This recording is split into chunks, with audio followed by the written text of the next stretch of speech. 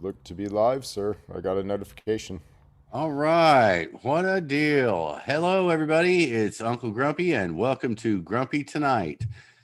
This is going to take a minute for me to get used to and to get set up. So, be live, sir. I got a notification. All right. There, someone's got speakers on that needs to be. It's Uncle Grumpy, and welcome to Grumpy Tonight. Whose is that? Is that mine? Oh, that's my computer. Hold on. There it is. Okay. That's exactly what I was worried about. To let everybody know out there, it's only my second time, I think, going live from YouTube. So this is a new one for us. So we might have a couple technical problems, but I think we'll work through them. All right. Everybody, we are joined here tonight by Chip Paul and Lawrence Pasternack. I want to get you guys to say hello while I try and get this over to Facebook. Chip, why don't you go first? Oh, well, hi, everybody. Hi, Lawrence. Hi, Grumpy. Good to see you guys. Good to see everybody out there. So, gonna have some fun tonight, hopefully, and we'll talk, I'm sure, about a whole bunch of stuff and have some fun. All right, Lawrence. Well, I'll say hello as well. I'm kind of waiting for a notification on my computer to see this come up. But hi, everyone, and hi, Chris, and hi, Chip. And Chip, do you want to tell us about what we see in the background there? Oh yeah, so we have opened kind of a little boutique dispensary. So that's behind me right now, and we're really trying to specialize. You know, we have some science and tech in our company called New Pharma. That company can't ever cross the green line because of our, what we do federally and then with universities and grants and all that. But we can still take that science and use it, to help customers, right? And so we really try to work with the most severe cases, if you will.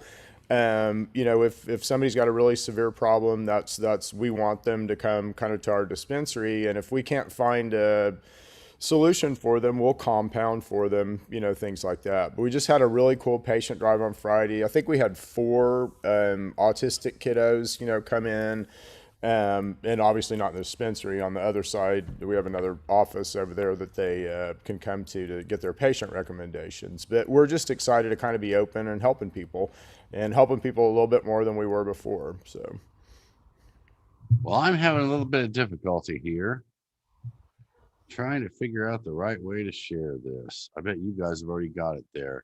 Yeah, I don't. I don't know how to find it. Okay. Well, hold on a second. So it says we're live. So let me send this back to you guys. I just copied the link. So hold on a second. Cindy, I'll send it to you too. Well, I just made a post about it. Forgot to put the link in there. So that's going to have to be repeated. Okay. No, that's not it. That's from a few days ago. I think I got it. Just let me get it sent to you guys here. Why can't I do that? Now I got to go to Facebook. Hold on.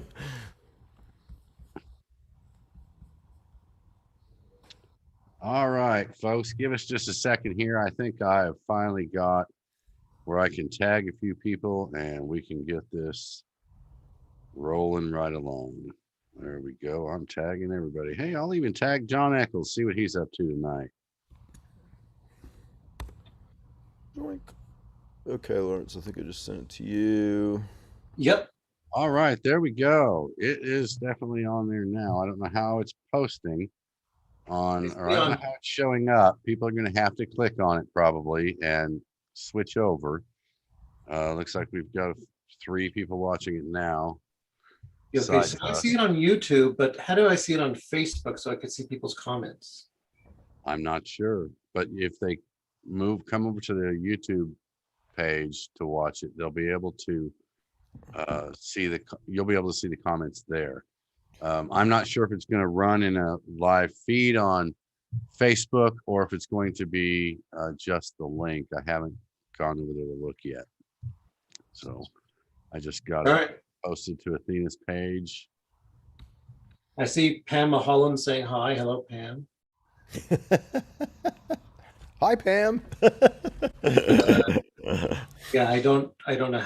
Showing. On that. No, it hasn't posted yet. Well, you know what, guys? It really doesn't matter. We're going to go ahead and keep moving forward anyway. It's out there, and we'll repost it again. I'll get out of this temporary Facebook jail tomorrow and post it to my page also, and we'll get it out. Let's go ahead and move forward. I want to get this rolling. So thanks for coming on, guys. I appreciate you being here. I want to talk about a little bit of everything tonight. So, Chip, you've been around the cannabis movement in Oklahoma since before 788. So having you on tonight makes me want to start at the beginning. So why don't you tell me, if you could, just what kind of a community effort it took to get where we are now, and how many petitions you guys ran? I know it was more than one attempt, and just give us a little history on how we got here.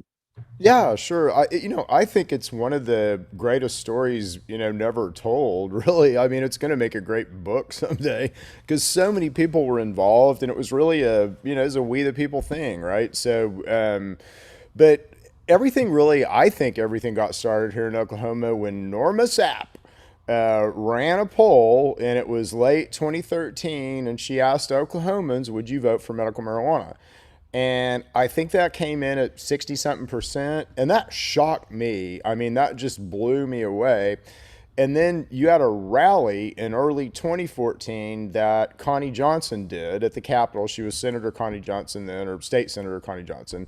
She had a marijuana rally, and I think she drew, a couple thousand people, which was like, wow, okay, and we know what it's like to get a couple thousand people at the Capitol. I mean, that's not the easiest thing in the world. I mean, that's a pretty good crowd, point being. So that really kind of piqued our interest. And Cindy and I and actually three other people at the time decided to get together and have a meeting to decide, do we want to try to really gather a group and try to petition the state of Oklahoma for medical marijuana? And this was in March of 2014. Three of us raised our hands, Cindy and I and Frank Grove, and we formed an organization, a nonprofit, and set about to try to get organized to petition the state in 2014. So we very naively thought that, we'd have all this help and, we get a doctor, we get all this money, to be able to do everything. And that wasn't the case at all. Cindy and I pretty much paid for that whole first petitioning effort out of our own pockets. It was just hard. It was difficult to get printing done. Everything that we thought was going to be easy was really hard. We thought that we would go out and basically door knock, in a petitioning effort. Again, this is 2014, medical marijuana. And that worked like zero. That didn't work at all. So we ended up, and this was where Frank was really good. Frank Grove, really good ground game guy, really good strategy, really had the ground strategy of this whole thing.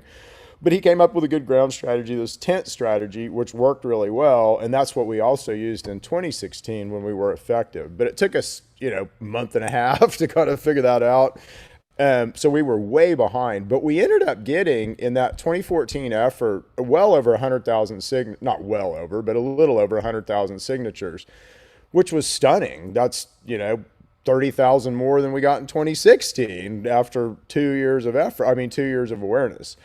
But here's kind of what happened that muddled it up a little bit. So we weren't successful. That was sad, but we did change the tune kind of in Oklahoma. So that caused John Eccles called me in the summer of 2014 after we'd petitioned. He said, "Hey, I'm thinking about doing an interim study on CBD. Will you meet me at, Waffle House somewhere in North Oklahoma City or something?"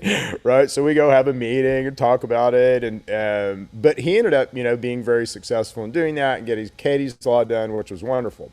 But kind of 2015 happened, and another group called Green the Vote decided to petition the state in 2015 with they just didn't have the organization that we had, and they did okay, but I think they got about 25,000 signatures or something on their effort. But it kind of, we just petitioned, we petitioned again, and this was in 2015. Then in 2016, we turned around and petitioned with what would become 788. And those first two petitions kind of mucked everything up a little bit because everybody would, some people didn't know the rules. Hey, I already signed it. I don't need to get out there and sign this, next petition. So it was hard. I mean, really hard to get our signatures. We had Joe Dorman on our board who just run for governor, Democrat who just run for governor. And Joe comes on, he says, oh, yeah, it'll be easy. We'll raise tons of money, easy, easy, easy. And it was not. It was very difficult. In fact, we thought in 2016 we were going to end up being probably a couple of hundred signatures short. We were counting signatures. We were verifying signatures, counting them. We literally thought we were going to be 500 signatures short. And rural came in big on the last day, brought in a whole bunch of signatures that we didn't know were there and really got us over the line. And it was just, in a way, it was kind of a relief. In a way, it was kind of like, damn, will this ever end? And it's still going. We were successful. Nobody challenged us. But then we had A.G. Pruitt challenge us. We had to go fight the battle at the Oklahoma State Supreme Court. All this, though, was just, every one of these things was, a sort of this brick in the we the people wall, right? At every one of these sort of hurdles and instances, we were winning friends and we were winning allies and we were sort of building this consensus and this, movement on the back end. But anyway, we won the Supreme Court case. That was a big deal. It kept us off the 2016 ballot. And we won that, and then we turned around to the campaign. The campaign was crazy. We were opposed by everyone, right? So when in the world do you win a campaign when you're opposed by the governor, every sitting cabinet official? If it's a medical situation, the medical association, every major medical hospital organization, every religious organization, major in the state, every chamber of commerce, every law enforcement, you generally don't win those. You certainly don't win those by 57%. So that just showed the incredible grassroots here in Oklahoma, around this issue. And no one knows, frankly, everybody thinks that we're, oh, you guys are fractionated now and divided as a community. You don't remember back then. Let me tell you what I got out of that. Okay, you brought us all the way up to 2017, and it's important to say, without getting too much into the personalities, that you said it was you and Frank Grove and Cynthia, your wife, who at that time were the ones who raised up your hand. What I want to point out is how you guys are at complete opposite ends politically of the spectrum. And yet cannabis brought you together. And I'll bring it over to you, Lawrence, and I want to ask you, because you also don't fit into any one of these puzzle pieces. 2017 is when you got involved. So how did you get involved, if you don't mind telling us? First, let me just sort of mention a joke that between Chip and I from a couple weeks ago. Chip was talking about Democrats' D's and Republicans' R's. And I said, I'm a C. And he said, what's a C? And I said, a Canadian. Do you remember this, Chip? So, so where do I stand on the political spectrum? Chris and I, another joke that we have is that I jokingly said, this will never happen, but I jokingly said that if I ever ran for office, I would run for office on the motto, make Oklahoma like Canada, but with guns. Yeah. So that's political strategy I've ever heard. Probably a lot of people watching know that Canada is one of the few countries that has cannabis fully legalized throughout the whole country. They've had medical for over 20 years, and they went full access a couple of years ago. And I grew up sort of on the suburbs outside of Toronto, and I had friends that used cannabis, and it was nowhere near like in the United States, where it was thought of as this major stigma thing that, you get into any real trouble with it, that, at least at that time, things might have ebbed and flowed, and I'm sure it might have been different if I was a person of color, but at least in my case and with my community, it was just completely not a relevant thing. People would get together and they'd smoke some, weed and watch a movie and hang out and do things like this. And it just seemed like trivial, right? It, in comparison to other drugs that were around, it was just sort of a casual, relaxing thing. So I grew up in a world that really hadn't stigmatized cannabis, and I also just know historically that a lot of where the official policies were in Canada related to cannabis were being pushed upon Canada from the US government, because Canada, actually, their federal government had a major study as to whether or not to legalize cannabis over 20 years ago, whether or not to legalize cannabis. The Canadian Senate did a study and they determined that they should legalize it. And the US stopped it from happening. And, for the better part of 20 years. Well, let's get back to 2017. Yeah. All extremely important stuff. Yeah. We got 1 hour here. So I want to, if we could go 4 hours. Yeah. So in terms of how I got involved, part of it was just sort of my own circumstances in life, because I had taken on way too many research projects, and I was just utterly exhausted mentally and physically. And in 2017, it was like I was just in the point of a professional nervous breakdown by all my work. And I knew I needed, for my emotional health, to find something outside of my professional life that mattered to me. And I've just always deeply opposed the war on drugs. And I just started to read. I really didn't know anything more than anyone else back then about the medical side of cannabis. I had heard that it has medical benefits. I heard it's good for glaucoma or whatever, but I really didn't know anything about it. And I just started to read, and I was like, wow. I was astounded by tens of thousands of research publications. Not to say I read them all, but I read quite a few hundred. And the level of research that had already been done was astounding to me. And seeing how it could benefit people for so many different things, learning a lot more about, basically the pharmacokinetics of it, recognizing how it benefits people with some very serious medical ailments. And so I forget where I first heard about it, but somewhere along, like maybe a radio show or whatever, I heard about 788, and I heard the name Frank Grove, and I heard the name Norma Sapp. So I tracked down their respective contact information, and I contacted each of them. And I met Frank Grove at a coffee shop near here and donated some money to 788. This was actually after I wrote my first op-ed.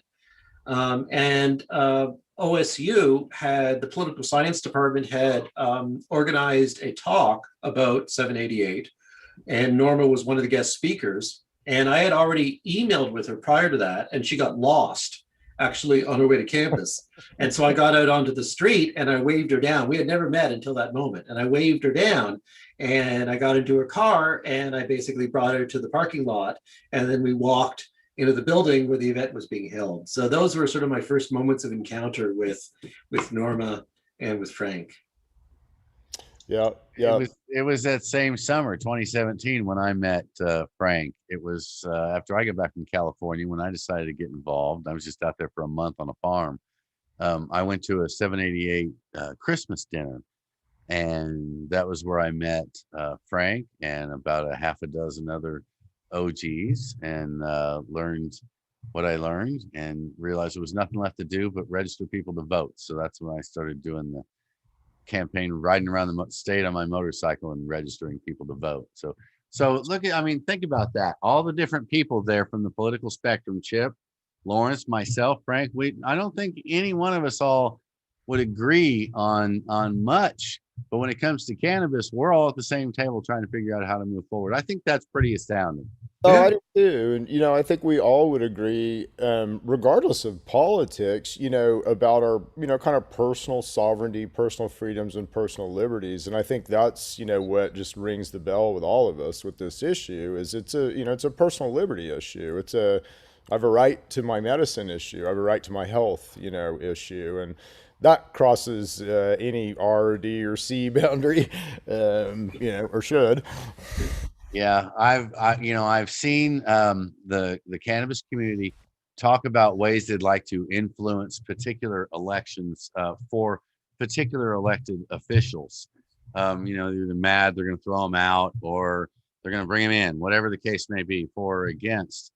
And I always try and explain to them that we may have all united for cannabis, but you're not going to find us united for any other political thing that's gonna put everybody in that R or that D column. It just, when you try and do that with this community, it's always it's a waste of time.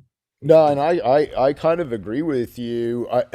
But back really to real quick 2017 and really early 2018, people think that we're divided and fractioned now, and we're nothing like we were back then. And that was kind of my point is, there were some bad hurt feelings. There was some, really fractionation that happened with kind of that core group, which was the Oklahoma's for Health and kind of Green the Vote group, and everybody kind of wanted to be the hero. Everybody wanted to be the champion of kind of what was going on, I think. And that was fine. We're all rowing the boat in the same direction, so it all worked out just fine. But we're more united now than we were back then, 1,000% more united than we were back then. But to your point, I here's what I think. And again, I'm a weird guy, right? I'm kind of like Lawrence. I just look at things a little bit differently, and that's why we are who we are, right? But we can be personified, to a certain degree. I don't mean to, demean anybody by this sort of, kind of going down this rational thought. But as to freedom and liberty, I think, the kind of really the cannabis patient can be personified. We probably generally, we are over the pharma hump. We don't think that doctors hang the moon anymore, and we're probably going to go to a second opinion. We've got some commonality as to how we think about spirituality, probably how we think about life, how we think about nature. So there's a lot about us that we share, and I think if political issues touch, those rails, we'll come together. It may not be necessarily, it would be the cannabis community maybe coming together around something else.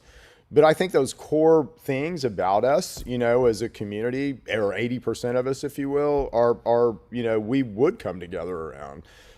But I don't know that any of us is going to make a party out of us, Yeah, I think it just can't. I just don't see it ever working out. I mean, I've tried to. I've had enough discussions with enough people in this community of such different ways of thinking, and no room to bend. So yeah, they're certainly not going to make a party out of them. So Yeah, and there is a movement to do that, though, isn't there? Isn't there a group oh yeah, collecting signatures, I think, trying to start a cannabis party? Yep. We started something with this lady named Priscilla Agnacelio, and Priscilla is on the National Cannabis Party's board, but she's also involved in this Oklahoma Institute of Plant Molecule Medicine that we've started here in the state, and we haven't really started talking about it much yet. I mean, you kind of know a little bit about it, but you don't know what I'm going to say. But it's really, kind of more psychedelic based. That effort. So how do we kind of get that conversation started here in Oklahoma? Is that a worthy conversation? But we've started a organization to kind of begin those conversations, and then we'll start pulling people in as those get more serious. But to me, that has a certain look here in the state. It's not it probably has a decrim look, right? So again, at home, you got the right to do whatever you want to do. But it probably has a more hard research look, and that probably does have a medical condition look, right? Because it's just not boundaried well yet, and the safety, while it's pretty high, is not totally known yet. So, I think that's more kind of let's find our lawmaker and see if we can't get a research law passed, and get something started. But if we can get a research law passed at the state level, and there's real efficacy there. I mean, and Chris, I know, Grumpy, this. I don't know how passionate you are about that, Lawrence, but I've been reading about psilocybin, and it's really quite astounding. Its neurogenetic properties are unbelievably incredible. I'll kind of, and is it okay if we kind of go down this path just a little bit? Sure. Yeah, Okay. sure. Okay. So let me just a little bit of science on this, right? Because I think this is really important. So, your endocannabinoid system really regulates you, and it regulates your mood, and it regulates your cognition. It regulates the bacterial chemicals that are, make dopamine and serotonin and norepinephrine and all the things that we need to run our mind and fight or flight and emotion and cognition, right? But if you get in a situation like a war, all right, where you're constantly in fight or flight and then off, constantly in fight or flight and then off, constantly in fight or flight and then off, you get trained basically into that condition and you never find a neutral, right? You're either off or you're fight or flight. And that's PTSD. I mean, that is literally PTSD. But what psilocybin helps do, and psilocybin works because it has something in it called psilocin. Psilocin is an SSRI inhibitor, but a safer one. And it's also a serotonin mimic. So it ramps up your serotonin at the same time it doesn't let you not quit using it, which is a powerful thing. But that helps you rebuild neural pathways in your cognition, basically. And so you learn to kind of think around, and basically react in a different way around some of that old stuff. And it's the same kind of thing, same pathology, if you will, as with severe depression or with severe anxiety, but just kind of helps you it looks to, sorry, it was, I guess, anecdotal like crazy, but it looks to help you rebuild kind of those neural pathways around issues. Very interesting. Okay, well, we are going to talk about some science tonight. Of course, as you can see, I have my science background up tonight, so Yeah. so it's always good to discuss science. And you bring up something that leads to where I did want to go, which is federal. What you're talking about, psilocybin, has been passed in other states in different ways.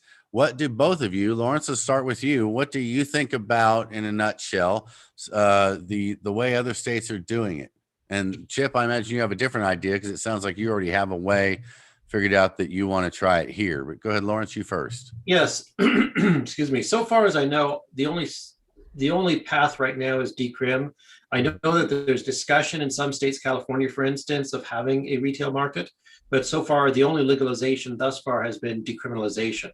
And so one way in which cannabis and psilocybin are different is that, as Chip often sort of presents it, it's, the endocannabinoid system is your body's major homeostatic regulatory system. And so it affects so many. Master screwdriver now. You got to say master screwdriver. So, so it affects, it affects your autoimmune system, right? It affects inflammatory conditions. It affects nociceptors. It affects, the functioning within your gut. It affects so many different aspects of your body.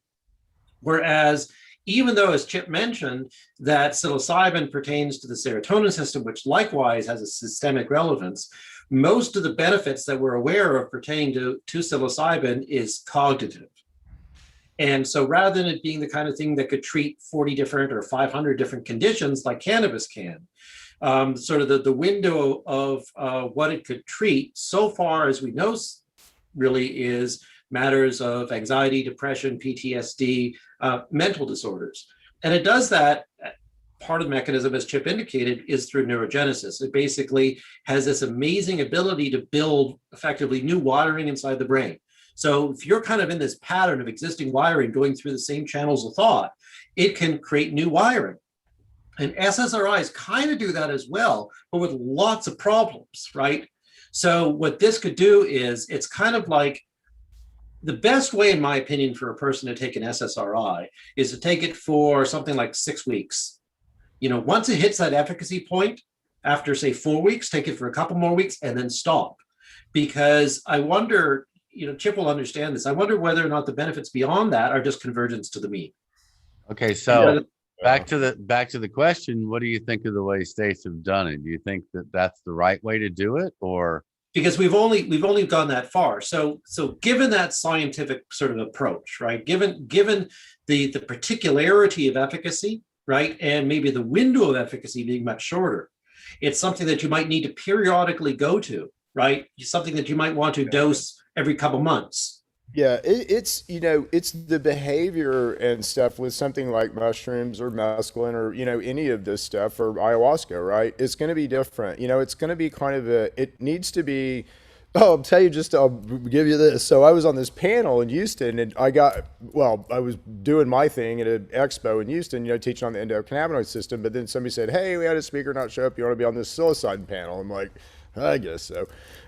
So I go sit on this psilocybin panel, and we have this emergency room physician. By the way, average of 40 people come to these panel things. This thing had like 400 people at a CBD expo, which tells you the interest in this. But we had a emergency room physician in the back of the room, and he gets up and he says, this isn't like anything else. He goes, you don't treat someone with mushrooms who has war PTSD and then let them go home and watch a Saving Private Ryan movie.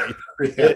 It's going to be a lot more than that. It's kind of mind, body, spirit, the treatment here. But at the same time, when we do this, legally, and how we need to be mindful of that, right? So, I don't think we sell these at a dispensary, right? Somebody takes some and drives home.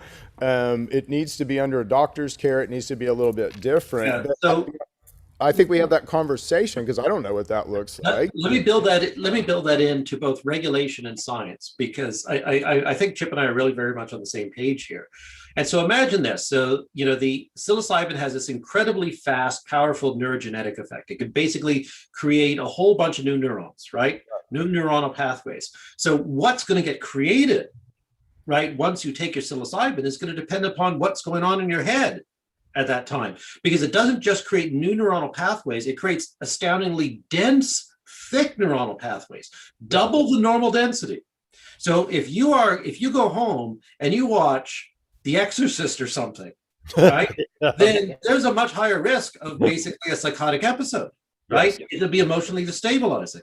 Yeah. And so part of what's happening here is it primes your brain to form a new state of mind, a new habit of thought. So you need the right input to get a beneficial habit of thought coming about through the 4 hours or whatever you're under the influence of psilocybin. And thus there's a need to have a guide, a need to have somebody with some kind of clinical training who can, like, a shaman of old, right? Or however you want to model it in modern day, can be the guide through the spirit realm, so to speak. Okay, so let me see if I can sum it up, at least where I can understand it. What you both would agree on would be that we don't necessarily understand enough about the science yet or have the structure yet for a market, but we need to decriminalize so that we can then do all the things needed to create the proper environment to make this happen. I'd put it differently. First, get rid of the legal problems, then we can get into the science. And Chip, it sounds like what you have is, and yeah, I got your email about that. I'm looking forward to being involved. What you seem to have is a way that you want our state to do it, which is decrim, but comes with specific parameters. Yeah, so I think that we, again, you have the right to do whatever you want in your own home, and I think all of us are, going to always find common ground there. So decrim them, but then at the same time, at the state level, build a program where we're going to research them, right? So actually, make them legal in certain circumstances under certain licensing. To research, and that would mean that there would be a patient base under that research. So maybe set up something for certain medical conditions like severe anxiety, PTSD, severe depression, end of life, maybe some other things. And again, we'll look at what the research is there. Probably not I remember reading one research study where they locked a bunch of priests in a temple and gave them mushrooms to see if they'd have a religious experience, which most of them did, and it literally altered their whole thinking on spirituality, most of them, but let's not do that. I don't think we're ready for that. But anyway, just kind of legitimate, medical, and Chip Paul is saying medical conditions, so that should be, a unique thing. But in this thing, I think kind of it needs to be researched down those pathways, and then it also needs to be researched, like how do you sadly, I mean, the state of the art, and again, it's relatively safe. It's a plant, but these guys are, how are you growing them? Oh, we got a boxcar buried in New Mexico. It's like, no. Okay, well, I tell you what, I think that the three of us could easily do an hour on that particular subject. So let's set that one aside for right now. I want to get back to the cannabis issue while I've got you guys here, because I know you have a hard stop coming up in about 20 minutes. So we'll definitely plan on doing this again, and we'll make it a 1 hour show about that. And you guys can tear into the science, and I can just sit and listen. But Chip, let me ask you this. Again, this was leading where I wanted to go, which is into talking about federal. But I want to talk about, because this is totally an unknown area as far as I'm concerned. I compare it to when Jesus is going to come back. No man shall know when the federal government is going to do something about the cannabis laws. That seems to be where I'm at with it. So let's kick around some ideas on what you think, when you think that might be, and what you think that might look like in a nutshell. Well, can I just talk through some science just real quick? Because Sure. again, the reason for this is I think that and when you guys kind of know this, you're going to understand as this gets more and more known, the social pressure that really is going to cause the federal government to have to change eventually. And then we can, kind of talk through what I think that might look like. But so, real quick, and again, most people don't realize this about cannabis. So again, why does cannabis work, and why is it important, and why are we so excited about it medically? Well, it affects something called our endocannabinoid system, and that happens to be our master regulatory system. But let's just talk that through real quick and real fast. So you kind of work through, and again, this is some kind of complicated pharmacology. It's my way of explaining it, so I don't mean to offend anybody. It's just my way of explaining it. So you kind of work through 4 different systems. One of those, let's call a spiritual system. And again, let's not even talk about that one. Choose your paradigm, right? But the other 3 systems we can talk about, and it's easiest to talk about them through evolution, all right? So before we had a spine, we needed a way to store chemical mediators and energy for future use, right? So we couldn't eat all the time. So we had to have a way to store chemical mediators and energy for future use. And we did that when we were an invertebrate, and still do that in the same way today on something called a triglyceride, right? And we are all pretty familiar with the word triglyceride. But it turns out that about the highest functioning thing that we do, or lowest, if you will, the oldest, is we store energy and chemical mediators on something called a triglyceride. And then how we rip that guy apart is really important, really important. But within 3 steps, 2 to 3 enzyme steps, everything that you can put on a triglyceride will feed the second system called the endocannabinoid system. Okay? And we developed that system at the stage where we went from an invertebrate to a vertebrate. We had a little tail in the larva stage, and we swam kind of the next rock. But we developed something called an endocannabinoid system. We developed a spine and a tail, and that system has basically burgeoned into our master regulatory system as we've developed sophistication and functionality. So how do we control organs? We control organs through our endocannabinoid system. How do we control our immune system? How do we regulate any kind of response in our bodies? How do we regulate temperature? How do we regulate mobility? How do you regulate balance? All of those things, sleep, all of those things are endocannabinoid system driven. Any regulatory function in your body is either indirectly or directly affected and controlled by the endocannabinoid system. So that's system number 2, and it's really important. And again, that's why cannabis is so important, because it broadly affects your master regulatory system, and it gives it all these goodies. The third system that you have is a bacterial system. We developed that system about the time we developed fight or flight. So we developed something called a stress response or fight or flight response when we needed to run away. That system is what's responsible for making all the chemicals that we need to run our mind and our cognition and our emotion. So tryptophan, tyrosine, and phenylalanine are all made through bacterial processes in our gut, but they're responsible for dopamine, serotonin, norepinephrine, epinephrine, all the things that we need to run our mind and our cognition. Now, the cool thing is we share all this stuff with most life on the planet. We certainly share it with a dog. We, share it with mammals, and pretty much everything but insects work in this same way, which is really cool. And if you look at something like a dog, does a dog have emotion? Does a dog have cognition? Not like we do, but they certainly have those same processes. But anyway, those three systems all work together and all talk to each other. Just in autism is basically a dysfunction in how you deal with polyunsaturated fatty acids. That causes you to not be able to build enough endocannabinoids and not be able to build enough anti-inflammatories. Autistic people should die. The first infection that they have or allergy that they have, it should kill them. But it doesn't, because their guts, this third system, picks up the slack and starts making all of these interesting short chain anti-inflammatory fatty acids, butyric acid, proponic acid, things like that. If you take proponic acid, beep, inject it into a rat, that rat gets autism. Give it salt, it'll come back to normal. Again, that's why autistic kids like salt. But anyway, we work through kind of those three systems, right?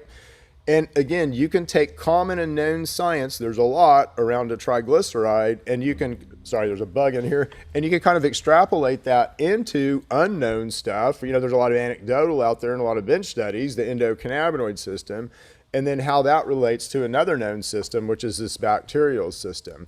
But this is why things will change. And again, you cannot have a federal government that doesn't allow us to at least study this system. And this system doesn't have anything to do with cannabis, really.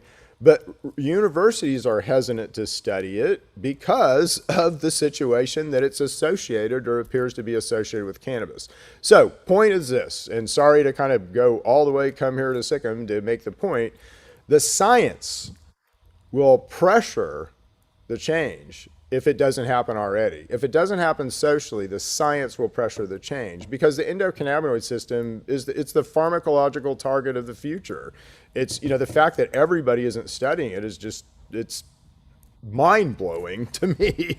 Sounds like the pharmaceutical companies are going to want to be studying this too. So as always, things move when enough money wants it to move.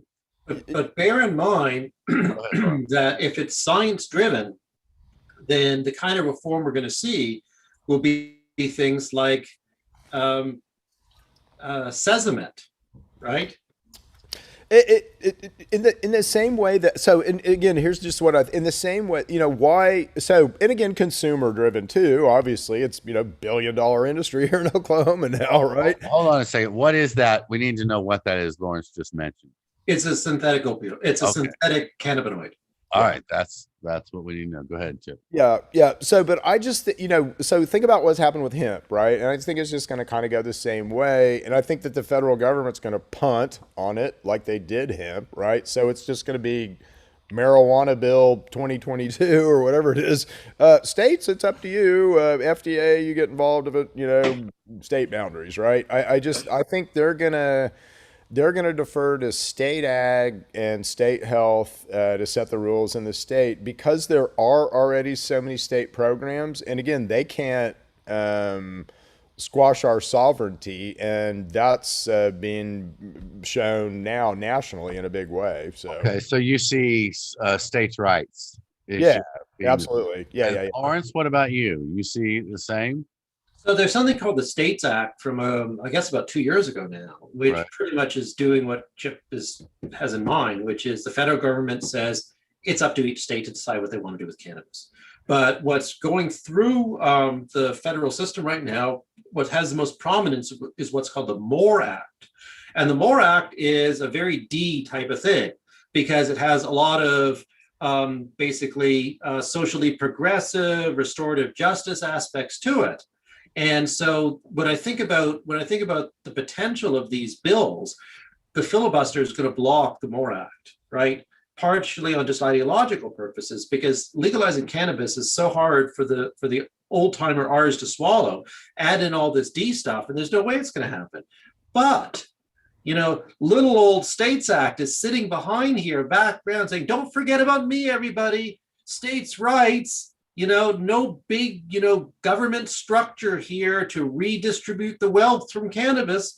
Just little old me, little Bill here. Remember me? Skip, what do you think about that?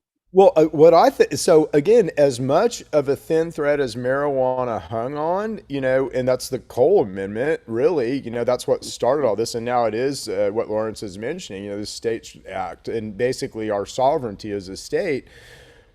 But think about the thin thread that the federal government is hanging prohibition on.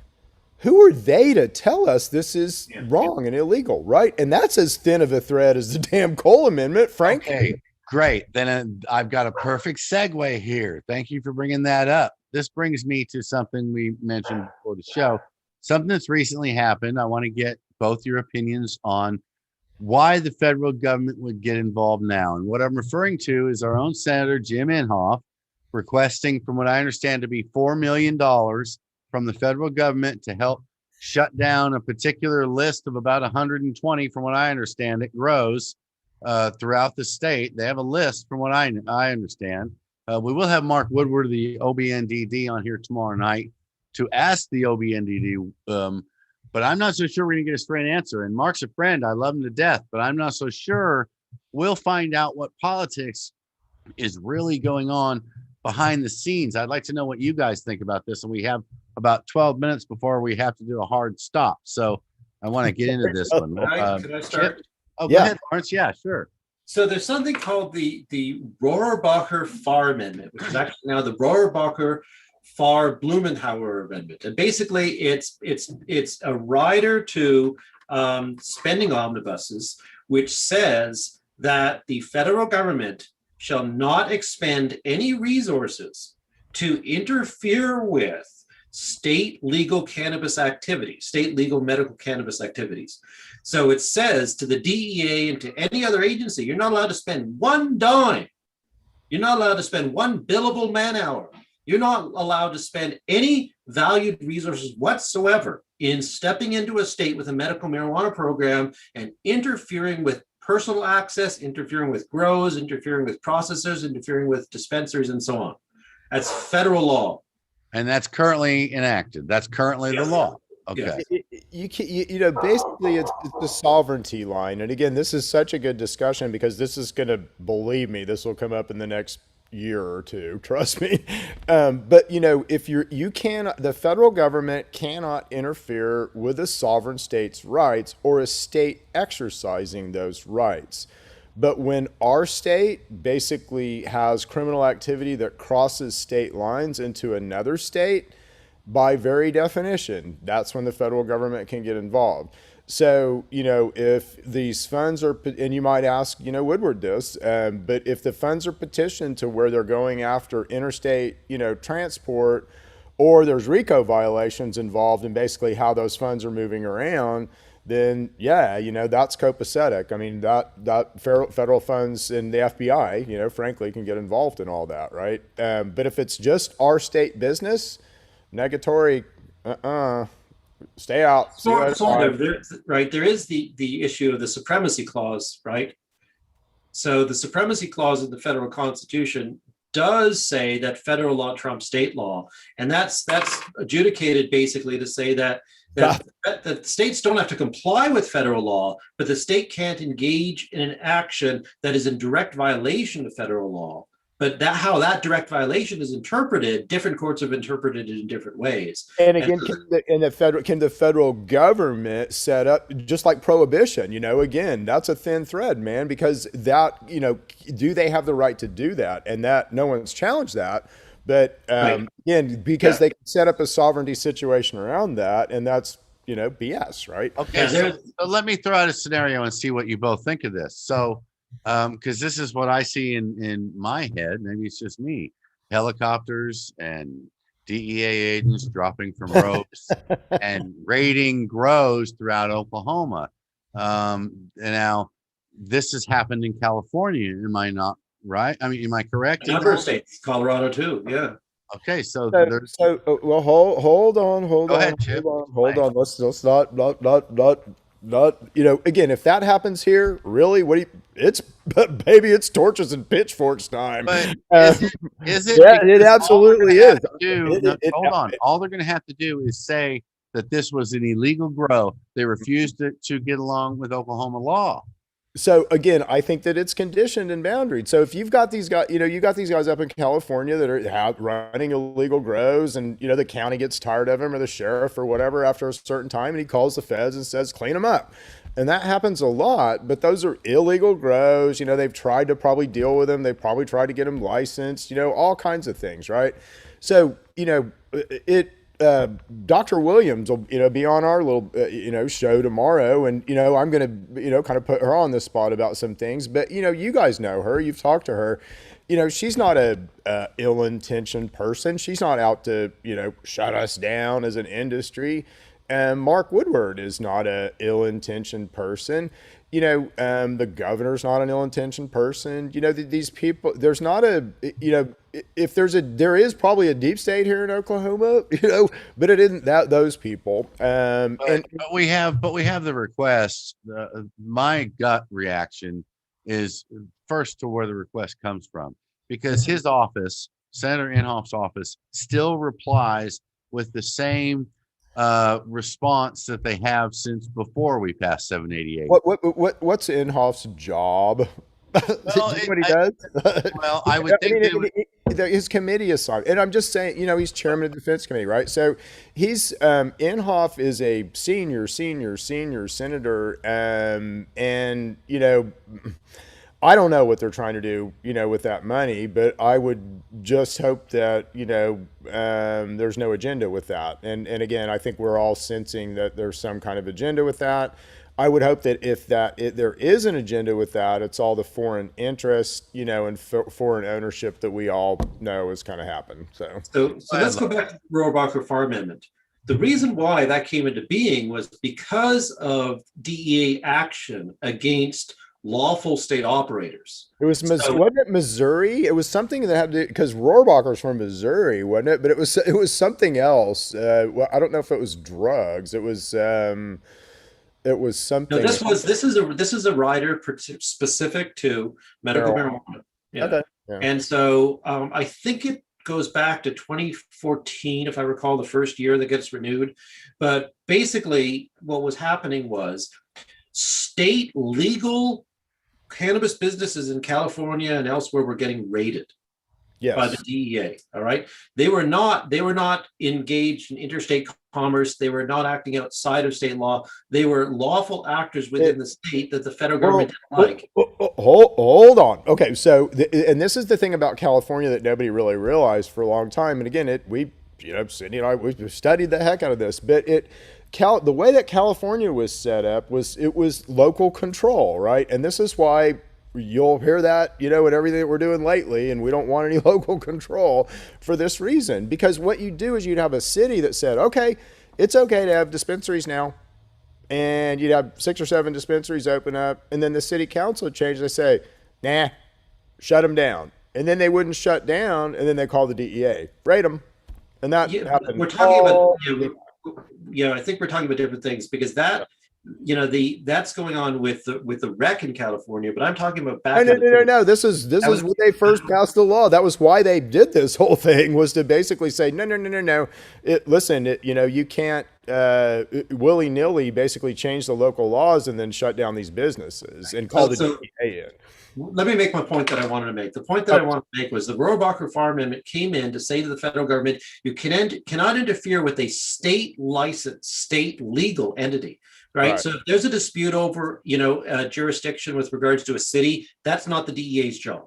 Right. So the idea is the Rohrerbacher Farm Amendment said federal government cannot come in and interfere with what's going on in the state unless they're breaching state law and unless they're engaged in interstate commerce. So now with that, here's the idea. If the DEA, when they come in, abides by the Rohrerbacher Farm Amendment, which we would hope they would, if they abide by the Rohrerbacher Farm Amendment, then their interdiction efforts will be specific to businesses that are operating outside of state law and are engaged in interstate commerce. But the worry is that they're not going to hold to the Rohrerbacher Farm Amendment. Right. That's right. That's the issue I think we're talking about. I always I've have my already, torch. I always have my torch. um, I mean, I've already really. had, listen, I've already had a lawyer for a client reach out and that's in this predicament that thinks they're on this list of places ready to be raided. And this most recent decision has this particular lady scared to death. If, if that, again, guys, really, if that starts happening, I mean, we're immediately going to know about it. And I'm serious. I mean, that is a pitchforks and torches moment. It will rally the troops. We'll thump the beehive. We won't let that stand. And Wow. again, we can do that, and we will do that. So we're going to be keeping an eye on this. All of us will be keeping an eye on this one. And if people start getting raided that shouldn't, I'm going to ask. I'll have Dr. Williams in here tomorrow, so I'm going to ask her about it. Ask Woodward about it. Again, let's get them on the record with what they say about it, and then let's see what happens. Yeah, it should be an interesting year. It really should. Just to wrap it up with the finances of it is, if they were trying to do this right, would $4 million be enough? Because it seems to me like and if we just needed $4 million, then why didn't we just get it in funding through their standard budget with an increase through our legislators because of all this cannabis money? I mean, the money's there. $4 million in a $1 billion. It's in the wrong pocket. It's in the wrong pocket. Yeah, it's in the general fund, right? And again, they have to go through the same budgeting crap that OMMA has to go through. But yeah, I understand. My concern is, it's like, in a movie, you see somebody give the lawyer $1, so that now everything he tells the lawyer is attorney-client privilege. $4 million to me seems like a small amount, which is really intended for something that has nothing to do with the money. It is a small amount, so it might, if anybody was thinking about writing some future legislation, they might want to give the OBN a little bit more than that. But and let's wrap up with that, because we've got 2 minutes left. So I just roundabout way, in a nutshell, we all know about ORCA, the new organization, which is a community effort to put out what hopefully will be the next step for the community. Chip, what do you think about that? And what do you think about in the sense of, do you think we just need medical, or do you think full access really needs to be front and center in all this?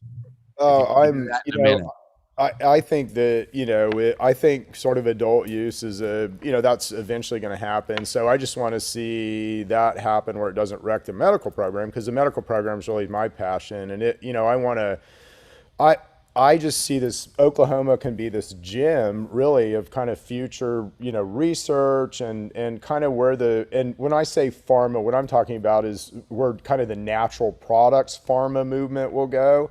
And that's what's burgeoning. That's what's going to take in psychedelics. That's what's going to take in cannabis. That's what's going to take in what we do. But I think Oklahoma is just a perfect place to set that up, because we're ag. It's our vibe, man. It's our jam. So I'm excited. Lawrence, you got 1 minute. Part of what drives me is nobody should be facing any kind of criminal charges. Nobody should have their lives harmed for the use of cannabis. And however wonderful, and I love our medical program, and it's benefiting an enormous number of people. Over 20,000 people have still been criminally charged for cannabis possession since 788. And we need to make sure that nobody has their lives harmed due to the legal status of cannabis. So that's why, number one reason why I think we need full access. Great. All right, guys, this has been a lot of fun. Chip, can we do this again very soon? I think absolutely. We could kill an hour talking about just about anything pretty easily. What do you think? Absolutely agree. And this is fun. I'd love to do this. Anytime you guys want to have me, just let me know. I'll be on here. Great. I appreciate it. All right, Lawrence, and I appreciate you too. Okay, guys.